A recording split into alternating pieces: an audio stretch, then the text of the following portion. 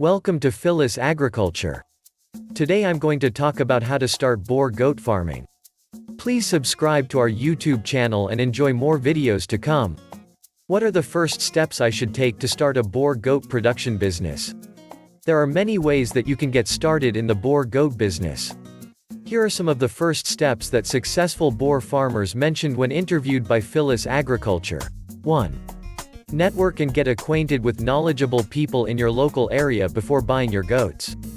In particular, seek out a local or regional goat association. Even if there's no association in your immediate area, you might be able to correspond with association members by telephone or email. Contact Phyllis Agriculture for a guide. We provide the contact information of goat associations across South Africa and Zimbabwe. Members of local groups can give you advice that is applicable to your geographic area and climate. A local veterinarian who has experience with Boer goats can offer beneficial advice. One of the biggest obstacles new Boer farmers face is keeping their goats healthy. Having a local veterinarian you can call up will be crucial to building a successful operation. 2. Have your shelter, i.e., shed or barn, in place. Boer goats don't need much in the way of shelter, but you'll need one spot that's away from the elements and has a roof. It could be in an old barn, so you could have a chute where you could work them and vaccinate them and so forth. If you plan to build feeders, make sure they're short enough so the goats can reach them, but tall enough so the goats can't defecate in them. 3. Make sure that you know about the soils in your area. Many soils are either deficient or marginally deficient in some nutrient. Mineral supplements are available.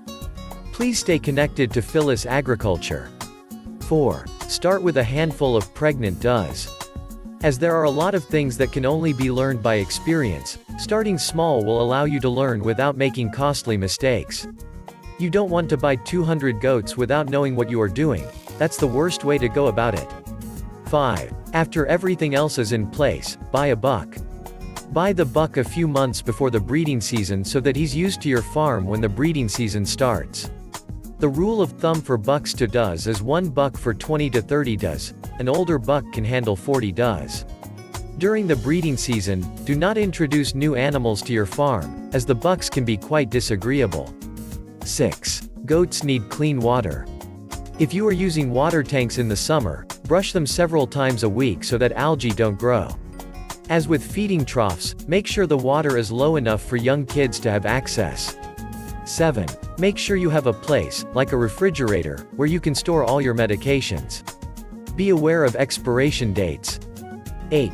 Put loose minerals out a few times a week, and see how fast they eat it. With mineral feeders, goats are going to eat around half an ounce to an ounce per day. Make sure it's not on the ground, for the same reason that water and food troughs should not be too low. 9. If you are close to neighbors, alert them to the fact that you are going to raise goats. Sometimes goats make noises that sound pained but are normal. Make sure your neighbors know and will not be alarmed.